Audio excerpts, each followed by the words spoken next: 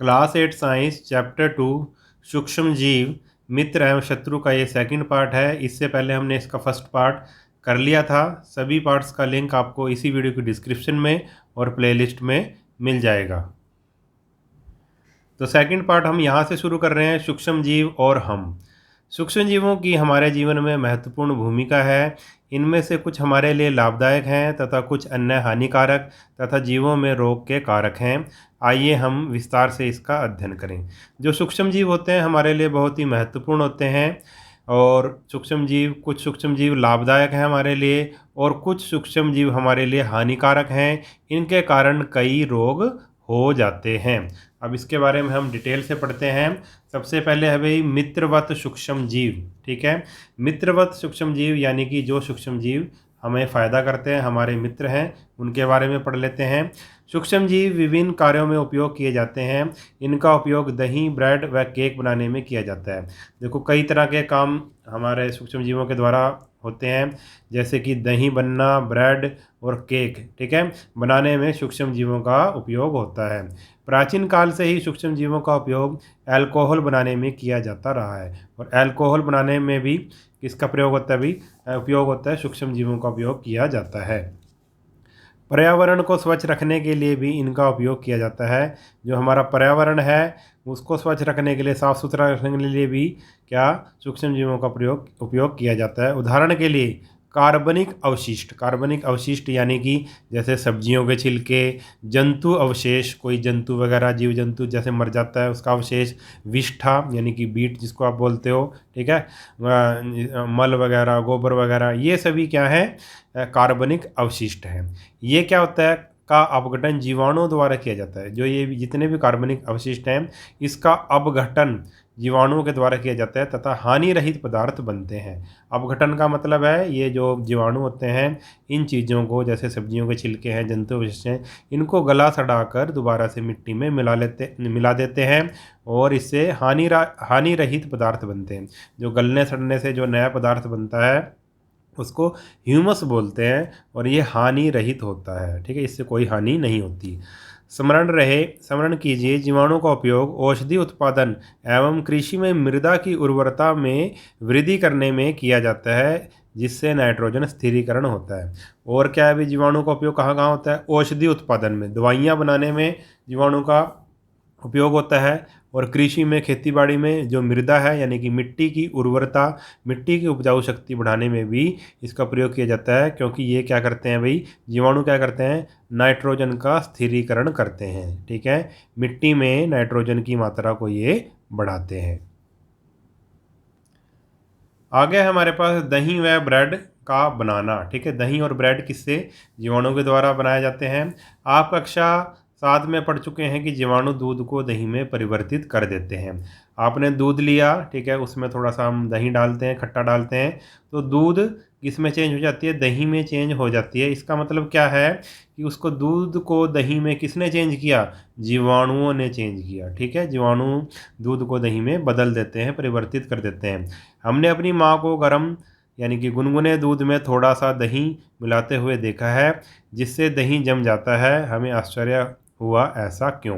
ठीक है, आपने सभी ने देखा होगा कि गुनगुने दूध में क्या डाली जाती है? दही डाली जाती है और फिर जो पूरा दूध है, सारा दूध है, वो दही में बदल जाता है कुछ घंटों के बाद। दही में अनेक सूक्ष्म जीव पाए जाते हैं। अब देखो दही में क्या होता है भाई?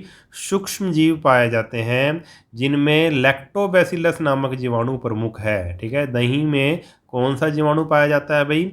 लैक्टोबैसिलस नामक जीवाणु। इसको याद कर लो आप, लैक्टोबैसिलस पाया जाता है जीवाणु दही में, प्रमुख है, जो दूध को दही में परिवर्तित करता है। और यही जो जीवाणु है यही दूध को दही में बदल देता है। वह दूध में जनन कर उसे दही में परिवर्तित कर देता है। वह दूध में क्या करता है भाई? जनन करता है, यानी कि अपनी वृद्धि करता है, अपने जैसे जीवाणु को और पैदा करता है और बढ़ते जाते हैं जीवाणु। ठीक है, जनन करके क्या करता है भाई? दूध को दही में, उसे दही में परिवर्तित कर देता है। जीवाणु पनीर, अचार व अनेक खाद्य पदार्थों के उत्पादन में सहायक है। और जीवाणु की मदद से ही पनीर है, अचार है और दूसरे जो खाद्य पदार्थ हैं उसका उत्पादन में ये सहायक है। रवा यानी कि सूजी, इडली और भटूरे का एक महत्वपूर्ण संगठन दही है। ठीक है, जैसे सूजी है, रवा है, इडली है या भटूरा है, उसको बनाने में भी किसका प्रयोग किया जाता है? दही का प्रयोग किया जाता है। और दही में आपको पता है क्या होते हैं भाई? जीवाणु होता है, लैक्टोबैसिलस। क्या आप अनुमान लगा सकते हैं कि ऐसा क्यों? जीवाणु एवं यीस्ट चावल के आटे के किण्वन में सहायक होते हैं, जिससे इडली एवं डोसा बनता है। जीवाणु और ये जो यीस्ट होते हैं, जीवाणु है और ये यीस्ट है, जो चावल के आटे के किण्वन में सहायक होते हैं। ये चावल के आटे में क्या करते हैं भाई? किण्वन की प्रक्रिया करते हैं, जिससे इडली व डोसा बनता है। आगे है भी क्रियाकलाप 3, एक्टिविटी दे रखी है। एक बर्तन में आधा किलोग्राम आटा तथा अथवा मैदा लेकर उसमें थोड़ी सी चीनी डालकर गर्म जल से मिलाइए। आपने क्या लेना है? आधा किलोग्राम आटा लेना है या मैदा लेना है, उसमें थोड़ी सी चीनी डालकर गर्म जल से मिलाइए। उसमें गर्म जल मिला देंगे थोड़ा, उसको आटे में। आगे है, इसमें थोड़ी मात्रा यीस्ट पाउडर मिलाकर गूंथ लीजिए। अब इसमें थोड़ा सा यीस्ट पाउडर आप डाल देंगे, एक चुटकी। ये यीस्ट पाउडर आपको बाज़ार से मिल सकता है। एक चुटकी डालकर उसको गूंथ देंगे। अब उसको गूंथ देंगे आटे को। आप 2 घंटे बाद क्या देखते हैं? 2 घंटे के बाद आप क्या देखोगे? क्या आपने गूंथे हुए मैदे को उठा हुआ पाया? अब ये क्या है भाई? जो मैदा है, देखो ये यीस्ट, अब ऐसे था, ये गूंथा हुआ आटा था। जब हमने 2 घंटे के बाद देखा तो ये हमें ऐसा दिखाई देगा। पहले ये ऐसा था, 2 घंटे के बाद देखा तो खमीर द्वारा उठी हुई मैदा। अब ये यीस्ट क्या हुई? यीस्ट ने इसको क्या कर दिया? अभी फुला दिया है। अब ये फुला हुआ हो जाएगा, ये मैदा फूल जाएगा। देखो क्यों फूला?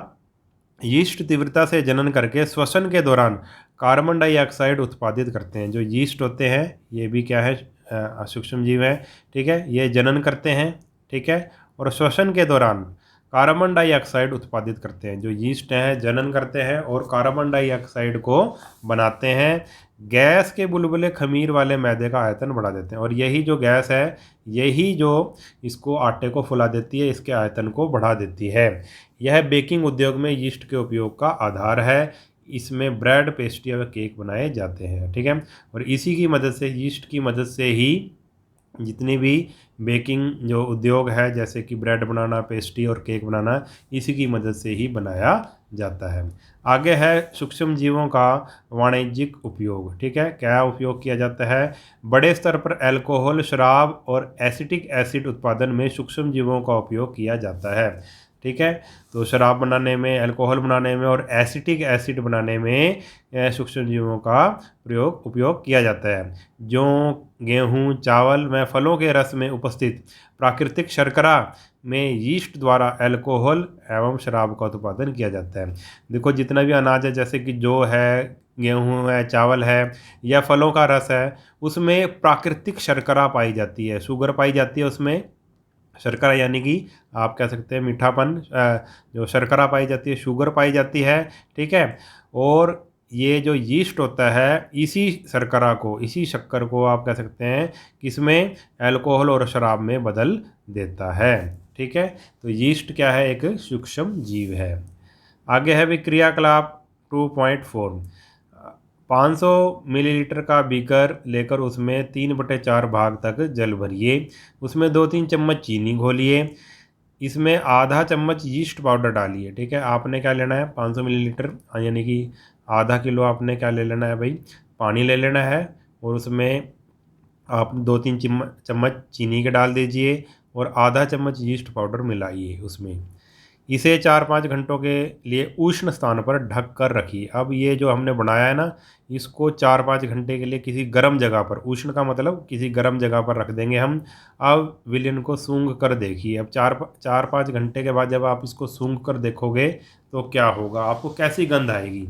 ठीक है, जब आप सूंघोगे तो यह गंध अल्कोहल की है। आपको अल्कोहल की गंध आएगी उसमें, जो चीनी के अल्कोहल में परिवर्तित होने के कारण बना है। अब चीनी किसमें, देखो चीनी क्या थी? ठीक है, चीनी किस में चेंज होगी? अल्कोहल में चेंज होगी। किसकी मदद से चेंज हुई है?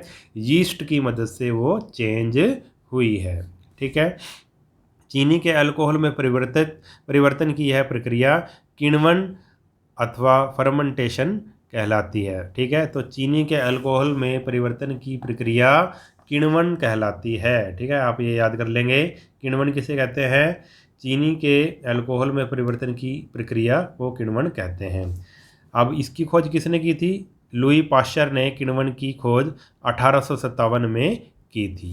ठीक है, ये एक वैज्ञानिक थे।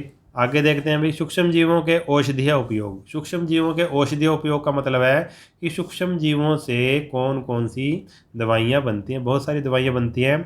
जब कभी आप बीमार पड़ते हैं तो डॉक्टर आपको पेनिसिलिन का इंजेक्शन देते हैं अथवा कोई अन्य प्रतिजैविक की गोली अथवा कैप्सूल देते हैं। जब आप बीमार पड़ते हो तो डॉक्टर या तो पेनिसिलिन का इंजेक्शन लगाते हैं आपको, या फिर आपको कोई गोली वगैरह देंगे, कैप्सूल वगैरह देंगे। इन औषधियों का स्रोत सूक्ष्म जीव है। और ये जो दवाइयाँ होती हैं इनके अंदर क्या होते हैं भाई? सूक्ष्म जीव होते हैं।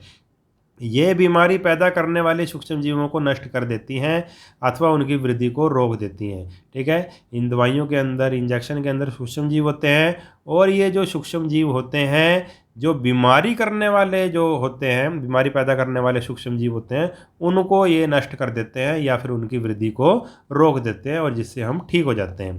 इस प्रकार की औषधि को प्रतिजैविक अथवा एंटीबायोटिक बोलते हैं। और इस तरह की जो दवाई होती है उसको क्या बोलेंगे? हम प्रतिजैविक बोलेंगे या फिर एंटीबायोटिक बोलेंगे इंग्लिश में।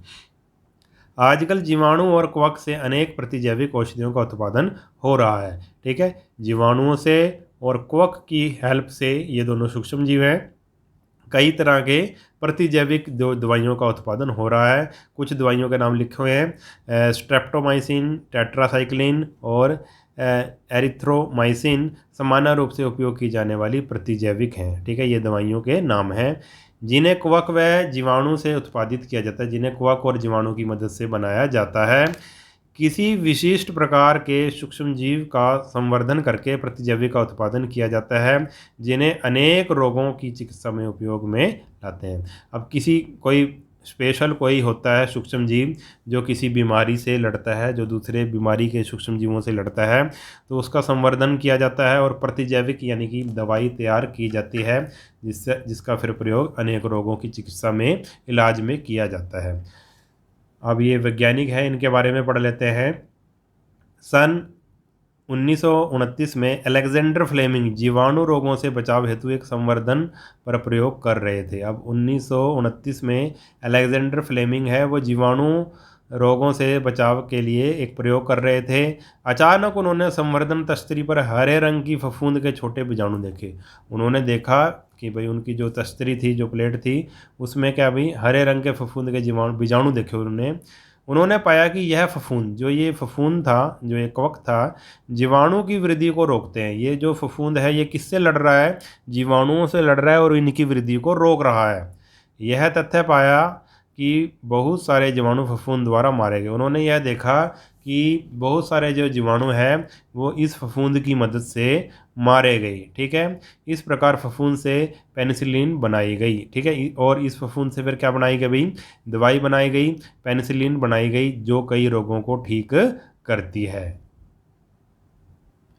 आगे है पशु आहार एवं कुक्कुट आहार में भी प्रतिजैविक मिलाए जाते हैं। जो पशुओं को आहार दिया जाता है या फिर मुर्गियों को जो आहार दिया जाता है, उसमें भी ये जो दवाई है प्रतिजैविक मिलाए जाते हैं, जिसका उपयोग पशुओं में सूक्ष्म जीवों का संचरण रोकना है। और इसका ये क्यों मिलाए जाते हैं? ताकि पशुओं को बीमारियां वगैरह ना लगें, उनमें सूक्ष्म जीवों का संचरण ना हो।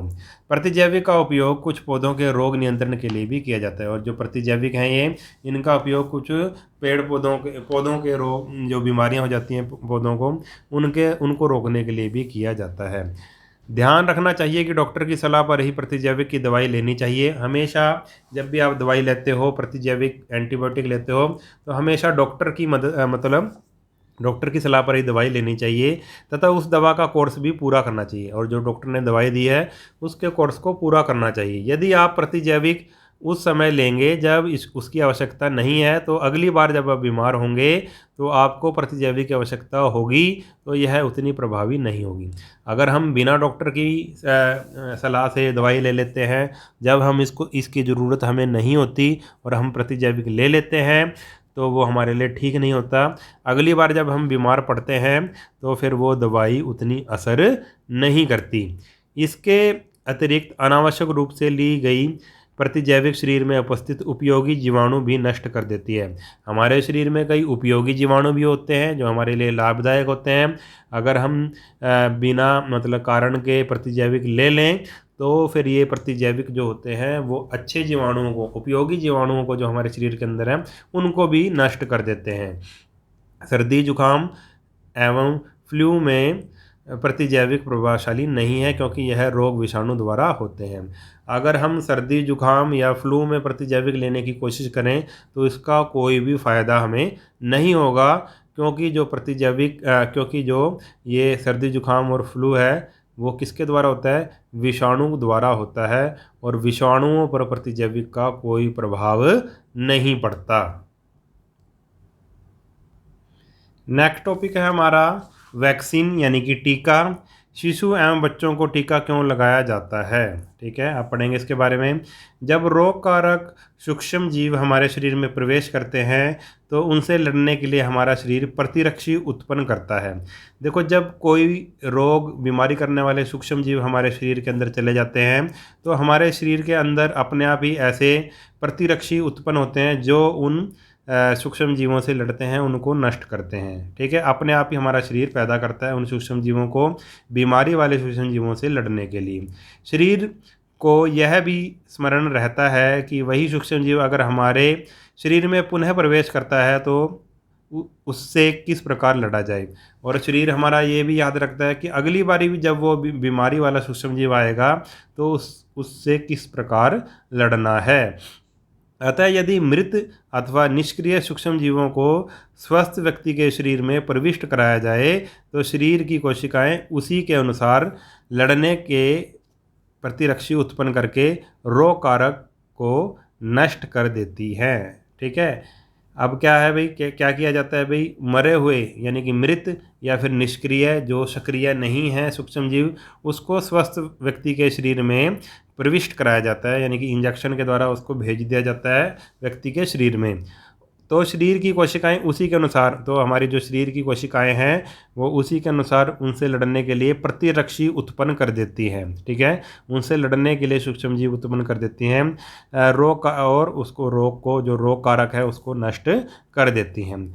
यह प्रतिरक्षी हमारे शरीर में सदा के लिए बनी रहती है, और ये जो प्रतिरक्षी जो हमारे जो है वो हमारे शरीर में हमेशा के लिए फिर रहता है, तथा रोग कारक सूक्ष्म जीव से हमारी सदा के लिए सुरक्षा होती है। ठीक है, तो जो भी हमारा रोग कारक सूक्ष्म जीव है उससे हमारी हमेशा के लिए सुरक्षा हो जाती है। अगर हम कोई वैक्सीन लगा लें, टीका लगा लें, तो हमेशा के लिए हम उस बीमारी से सुरक्षित हो जाते हैं। इस प्रकार टीका कार्य करता है, इस तरह से जो वैक्सीन है वो कार्य करता है। हैजा, क्षय, चेचक तथा हेपेटाइटिस जैसी अनेक बीमारियों को वैक्सीन द्वारा रोका जा सकता है। ठीक है, तो हैजे का टीका है, क्षय का टीका है, क्षय रोग का है, चेचक का, हेपेटाइटिस है, उसको वैक्सीन द्वारा टीका लगाकर रोका जा सकता है। अब इसकी खोज किसने की थी? एडवर्ड जेनर ने चेचक के लिए 1798 में चेचक के टीके की खोज की थी। तो एडवर्ड जेनर ने किसकी खोज की थी भाई? चेचक के टीके की खोज की थी 1798 में। आपके बचपन में आपको भी अनेक रोगों से रक्षा करने के लिए टीके दिए गए होंगे। ठीक है, आपके बचपन में भी अनेक रोगों से लड़ने के लिए आपको टीके लगाए गए हैं। क्या आप इन रोगों की सूची तैयार कर सकते हैं? क्या आपको पता है कि आपको किस किस रोग से बचने का टीका लगा है? इसके लिए आप अपने माता पिता की मदद ले सकते हैं। अपने माता पिता से पूछो कि आपको कौन कौन से टीके लगे हैं बचपन में। सभी बच्चों को इन रोगों से सुरक्षा की आवश्यकता है। आवश्यक टीके निकट के अस्पताल में उपलब्ध होते हैं। जो भी टीके लगे जाते हैं आसपास के अस्पतालों में मिल जाते हैं।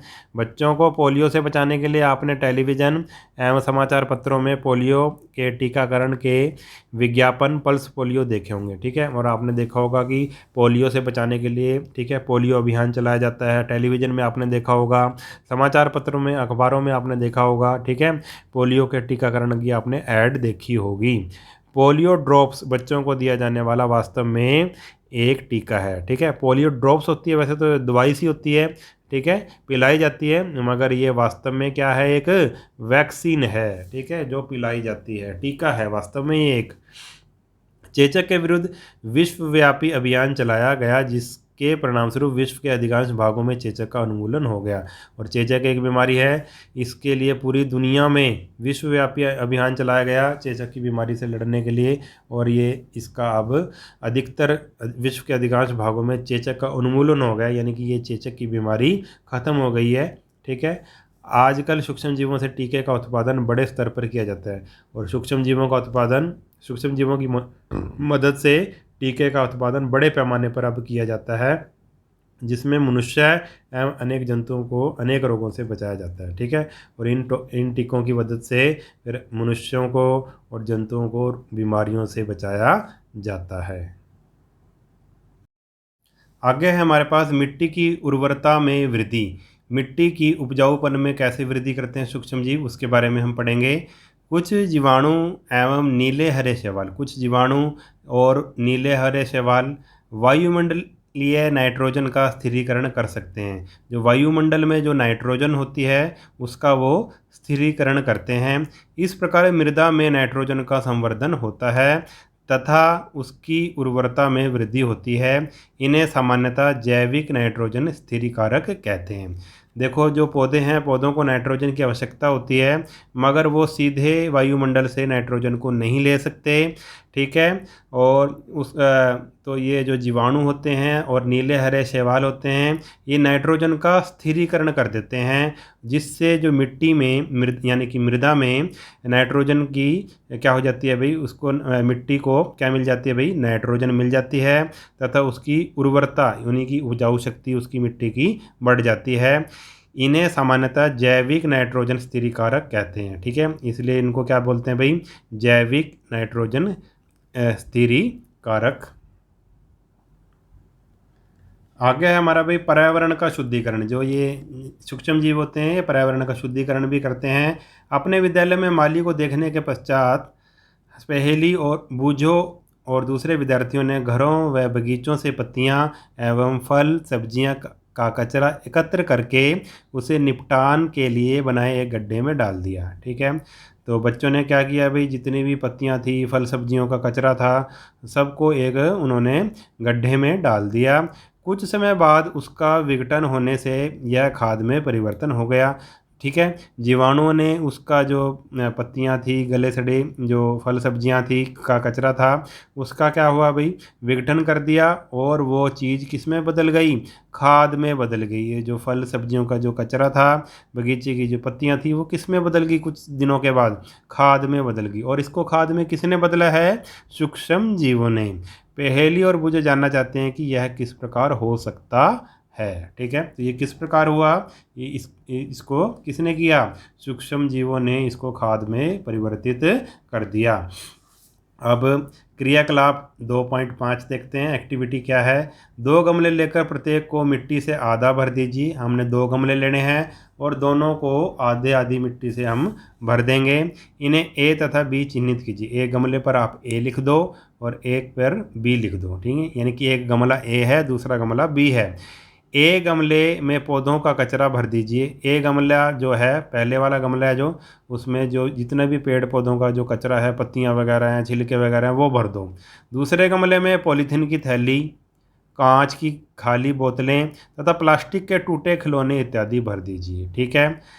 उन्हें एक और रख दीजिए। 3-4 सप्ताह बाद उनका परीक्षण कीजिए। उन्हें एक और रख दो और 3-4 सप्ताह के बाद उसको देखना है। अब दोनों गमलों को देखना है कि क्या हुआ।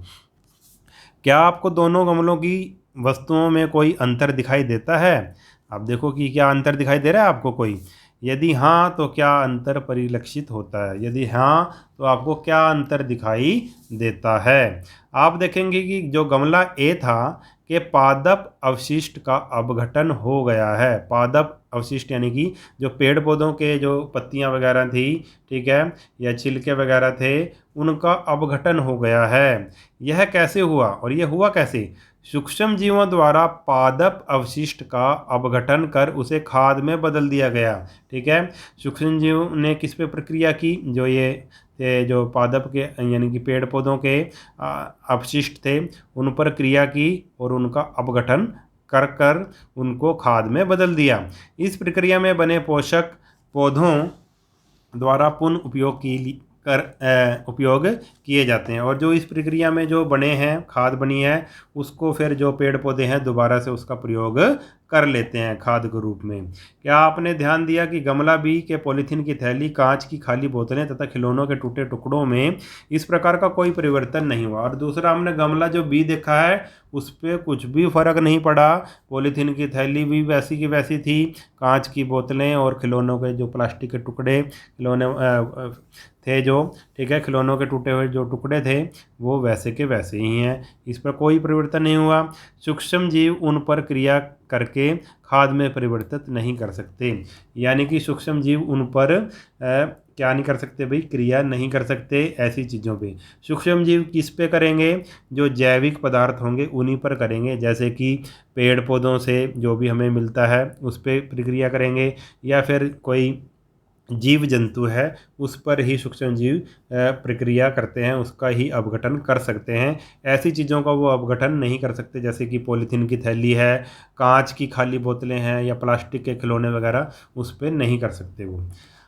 आप अक्सर बड़ी मात्रा में मृत जीवों को सड़ते हुए पादप व कभी कभी सड़ते हुए जंतुओं के रूप में देखते हैं। ठीक है, आपने कई बार देखा होगा कि जो मरे हुए जीव हैं सड़ते हुए देखा होगा, या जो पेड़ पौधे हैं उनको सड़ते हुए देखा होगा। ठीक है, जब वो मर जाते हैं पेड़ पौधे, आप उन्हें मतलब सड़ते हुए देखा होगा आपने। आप देखते हैं कि कुछ समय बाद वह विलुप्त हो जाते हैं, और आप देखते हैं कि कुछ समय के बाद वो गल सड़ के क्या हो जाते हैं भाई, गायब हो जाते हैं। इसका मुख्य कारण है कि सूक्ष्म जीव मृत जैविक अवशिष्ट का अपघटन करके उन्हें सरल पदार्थों में परिवर्तित कर देते हैं।